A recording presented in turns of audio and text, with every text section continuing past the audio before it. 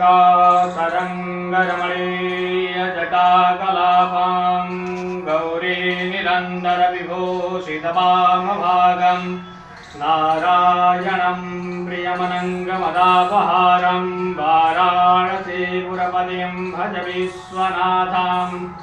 ॐ करचरणकृतं वा कायजं कर्मजं वा श्रवणनयनजं वा मानसं वापराधं विहितमविहितं वा सर्वमेतत्क्षमस्व।